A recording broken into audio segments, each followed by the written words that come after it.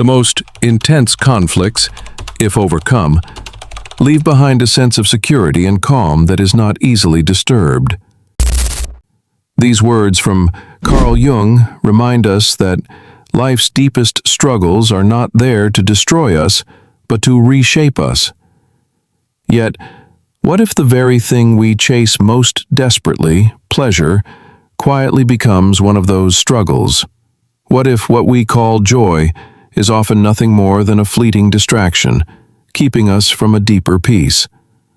We live in an age obsessed with stimulation, endless scrolling, instant gratification, the next thrill just one click away. But the more we indulge, the emptier we often feel, as though pleasure itself has betrayed us. And this is where Jung's insight strikes with a rare kind of honesty, because he spoke not only about our search for happiness, but about the shadow hidden behind that search, the part of us that craves intensity without asking why. Jung believed that pleasure is not evil, but it becomes dangerous when we confuse it for meaning. When pleasure is our master, it enslaves us. But when we learn to see it as a messenger, it teaches us something about who we are and what we long for. This is the hidden face of pleasure, the face that doesn't sparkle in the moment, but lingers in the silence afterward. It's the unease that rises when the excitement fades, the quiet whisper that asks, "Is this really all there is?" Today, we'll go deeper into this paradox. Why pleasure, though sweet, so often leaves a bitter aftertaste.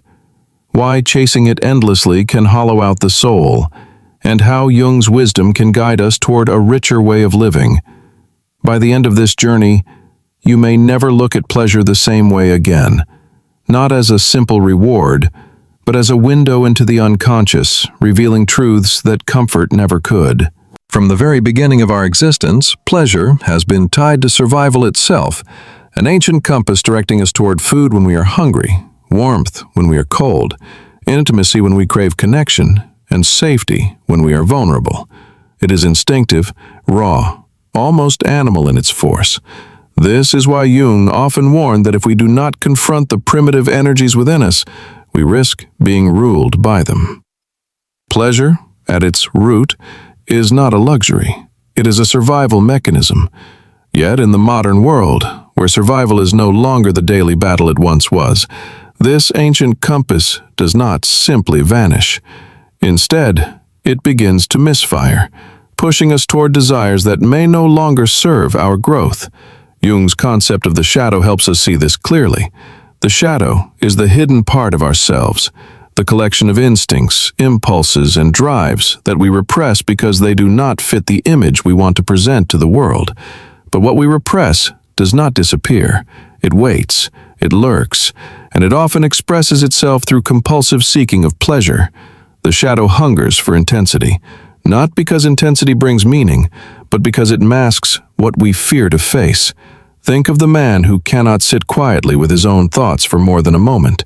He reaches for his phone, refreshes social media, consumes endless images and videos, each hit of novelty giving him a spark, a flicker of excitement. But when he puts the phone down, silence greets him like an enemy, and the emptiness feels louder than ever. Or imagine the person who eats, not because of hunger, but because food provides comfort against an inner ache. Or the one who seeks intimacy, not from love, but from the fear of loneliness, only to wake afterward feeling even more isolated. In each case, pleasure is not evil, but it becomes a mask, a temporary anesthetic against pain. Jung would argue that this cycle is dangerous because it prevents us from encountering the deeper truth of ourselves. Pleasure is fleeting by design. It rises and fades quickly, leaving us chasing the next high. Meaning, on the other hand, is something altogether different. It is steady, enduring, and rooted in the soul's dialogue with life. Pleasure may taste sweet, but it dissolves like sugar on the tongue. Meaning nourishes like bread. It sustains. And herein lies the hidden nature of pleasure.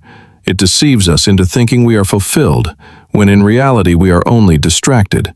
This is why so many people, despite having more access to comfort and pleasure than any generation before, feel hollow inside. The modern addictions, constant scrolling, binge eating, shallow relationships are not merely about indulgence, they are about escape. They are the shadow's way of keeping us from looking into the mirror and asking the terrifying question, who am I, really, when all the noise is gone? Jung's insight was not that pleasure should be condemned, but that it must be understood in its rightful place. It is a signal, not a destination. When we chase it blindly, we fall into the shadow's trap, mistaking intensity for purpose. But when we learn to see beyond it, to recognize the fleeting spark for what it is, we begin to sense the greater call toward meaning, the kind of fulfillment that does not vanish when the screen goes dark, when the food is gone, when the body is left alone. The hidden nature of pleasure, then, is not simply about desire.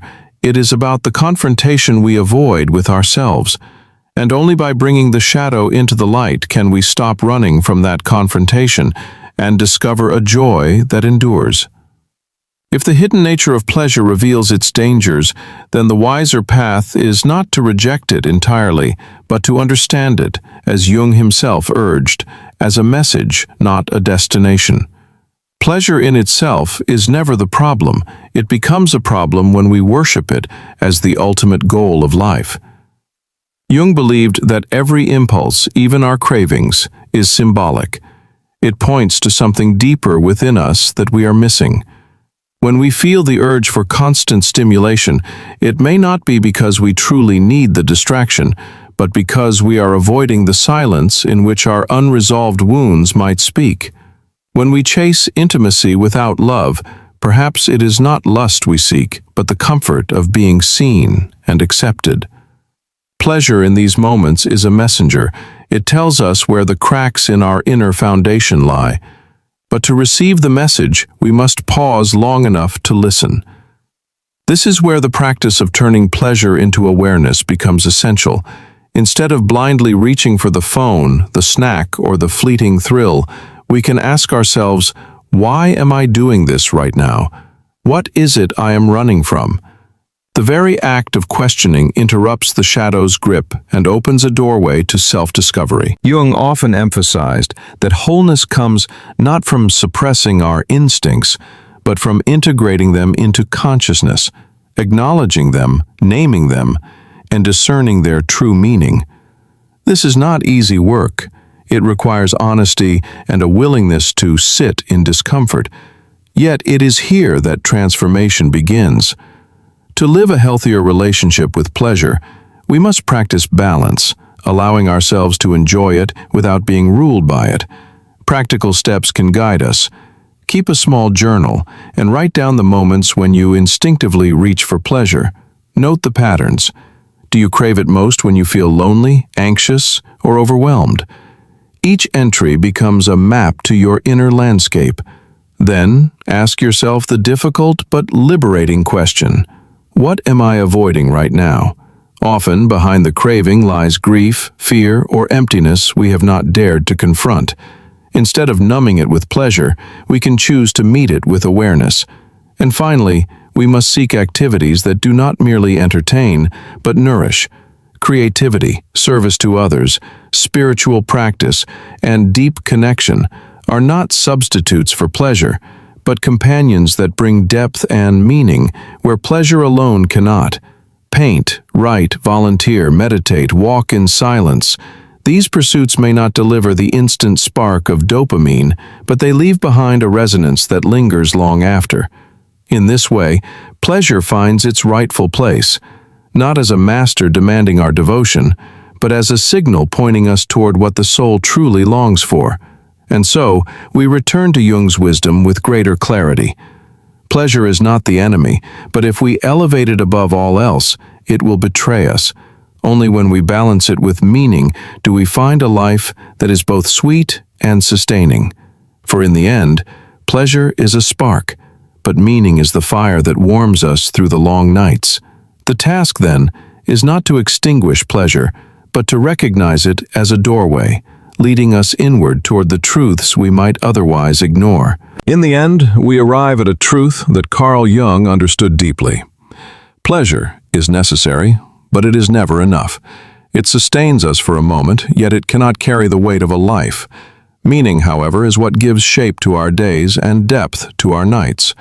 Pleasure is like a spark, bright but fleeting, while meaning is the fire that warms us and keeps us alive through the long winters of the soul. After this, you will never see pleasure in quite the same way again. You will recognize it for what it truly is, a doorway, a small threshold, while the vast truth lies beyond it. And when you find yourself chasing after the next distraction, pause and ask, am I running from something, or am I moving toward who I truly am? That single question may change the way you live. So as you step away from this video, I invite you to carry Jung's insight with you, not as an abstract theory, but as a lens through which to see your own choices more clearly. And if you have felt that this journey touched something deeper than the ordinary noise of everyday life, then don't forget to subscribe. Together, we will continue exploring these hidden landscapes of the soul, guided by Jung's wisdom and the timeless search for meaning.